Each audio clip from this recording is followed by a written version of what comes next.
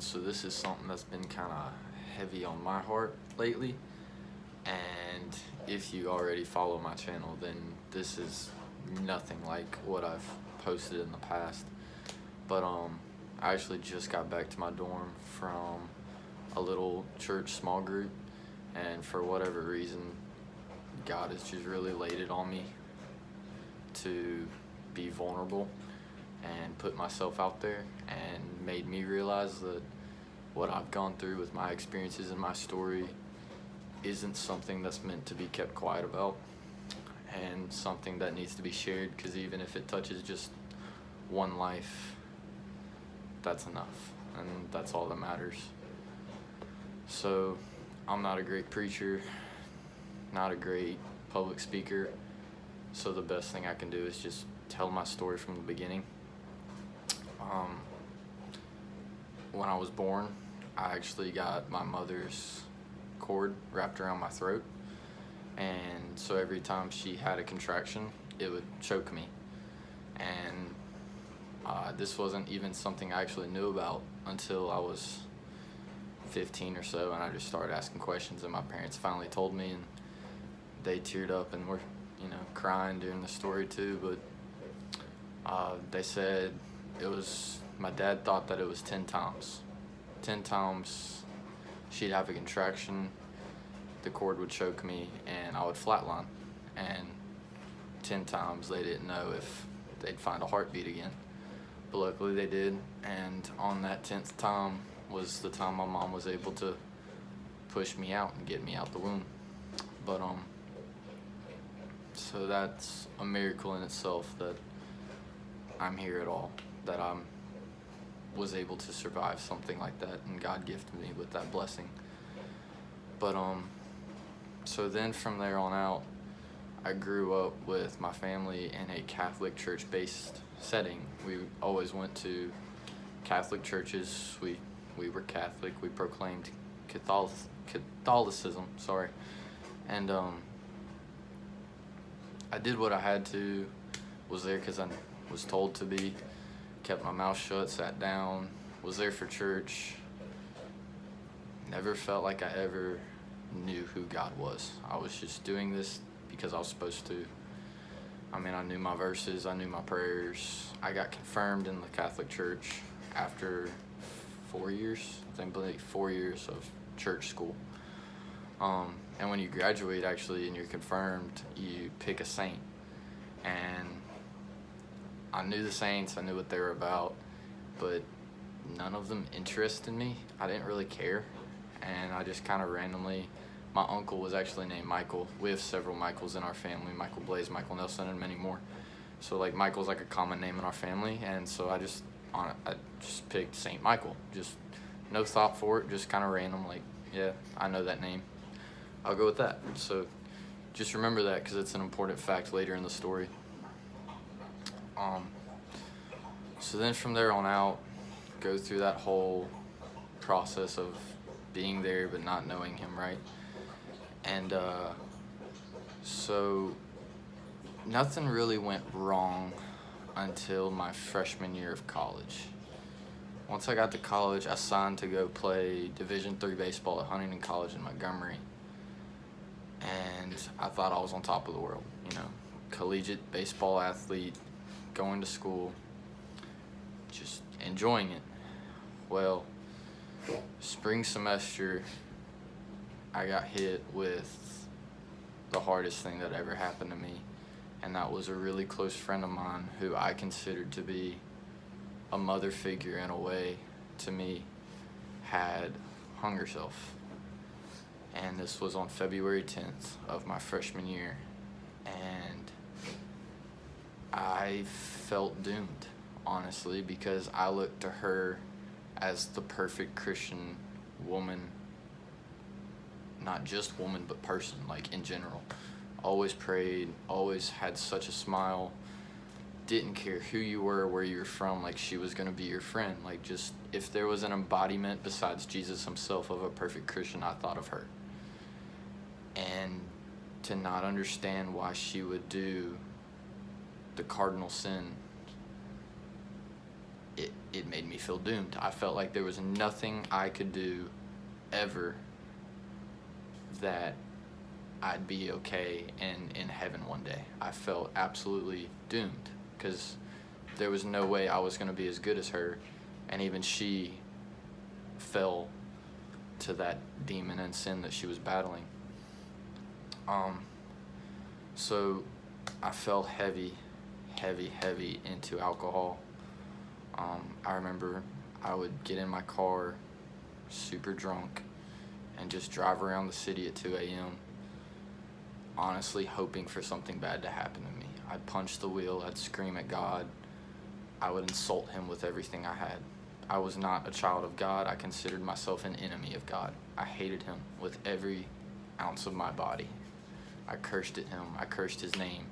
I destroyed my physical body because I was like, this is what you gave me. Watch me destroy it. And I did. And I was deteriorating myself in every way possible. I remember I'd always ask my friends to go downtown because I loved downtown Montgomery at night. And always be drunk, always be buzzing on something. And they didn't know it, but I was picking a spot for me to jump. I was scouting a good building to climb and just forever ended myself. And it wasn't till a year or so afterwards that I told them, and it absolutely shattered them, not realizing that that's what I was doing. But it was, and you never know. That friend that always seems to be the happy-go-giddy life of the party can have such awful, blind intentions in their minds that you just don't know about. And that's why I press so hard that it's very important to just reach out. Are you okay? And if they say yes, and you don't believe them, push that. I don't believe you, buddy, and I'm not going to stop asking till you tell me what's up. But God willing, somehow, some way, I just remember going up there one time by myself and telling myself, this is it, I'm gonna do it. I didn't have anybody with me, and this was the one. And I remember standing up there on that top of a parking lot on like the 4th floor, and a breeze picked up, and it was very soft, very settled. It's not like I got thrown back, but it was a soft, gentle breeze like at the front of me. And it pissed me off because like I knew, I got goosebumps when that happened. Like I knew that was God. And I was like, why would you even try to stop me right now? Of all that you've done to me and all the hurt you've caused, this is the moment that you actually decide to show yourself and do something about it. But it made me step off that ledge, and I drove back to my dorm. Drunk as could be, but it got me back. And like right after that was spring break, and I went down to the beach and continued this same streak of just bad intentions, bad heavy drinking, bad things at night. And I remember it was the Sunday that I came back from my beach trip and came home because I got so sick at the beach. I actually came home early. I came home on a Saturday, and Sunday was the next day, and I was supposed to still be at the beach, but I'd gotten so sick from the alcohol and the sun poisoning that I came home. I actually slept 4 different times, like just pulled over on the side of the road and fell asleep because it took me so long to get home because of how sick I was. But I remember it was that first Sunday back that I wasn't even supposed to be home, that I ended up going to church with my parents, and that was the first time I'd stepped inside the church since the suicide. And man, I don't know how to explain it. The preacher up there, it felt like it was just me and him in the room. Every word he said was directed at me about depression, about suicide, about substance abuse. And you can call it coincidence, but I don't. Coincidences are an excuse for what's God has laid ahead of you. And he just spoke to me. It felt like every word was at me. And the words that he said that saved my life right then and there was, he said that pain has a purpose and that it has an end. And that whatever you're going through is going to serve its purpose. And you might not see it, but it will end. There is an ending to it. That did it for me. And as I was standing up, I physically felt a different human being, like a spiritual being inside of me that was already there, stand up itself. It was already there. Notice that I didn't say something came into me. It was already there, but it stood up. And it changed me forever. It is actually tattooed on my arm. Pain has a purpose and an end. I never felt like I was worthy of any kind. I always told myself that when I read the Bible, like, those stories are special people. Their lives are like a movie. Nothing in my life has ever been like a movie scene of any kind, anything special. God hasn't performed any miracles in my life. Now looking back, every bit of it has been a miracle. Every bit of it has been a movie scene. And it's still not over. It's still going. Where it all began to click and where I began to realize, like, this is not natural. It's not explainable for me. Anything other than this is God's work, is I actually ended up transferring schools. And that following September at my new school, my grandfather passed away. And me and him were super close. And had I not been saved, I most definitely wouldn't have been able to handle that. If what before hadn't killed me, this would have. And funny enough, I got all this tattoo all at one time, but the wing and the Psalm 91:11, the verse is for him. And the verse talks about all of heaven moving as one when called upon as an angel, as a protective force. I went into that tattoo shop on the day of the tattoo not wanting Psalm 91:11. I wanted Deuteronomy 31:6. Deuteronomy 31:6 says, God will never leave you, God will never forsake you. I felt like that matched my story. I got there in the day of the tattoo and I changed it. And I have no idea why. My dad thought I was insane. He was like, this is permanently going to be on your body forever. And you're changing it as we show up. I was like, yeah. And I can't explain. I remember Googling on my phone what Psalm 91:11 meant. It just popped in my head. Several weeks after this, we go to my grandfather's house to clean it out. And come to find out that he was a minister for a church. Had no idea. When you become minister at a church, they ask you to pick a verse of what represents you as a leader. And we picked up a picture frame of what he had framed over his desk, and it read Psalm 91:11. And man, I still tear up thinking about that. Because I just knew that was both God and my grandfather in my ear whispering. And again, you cannot tell me that's coincidence. There's no way.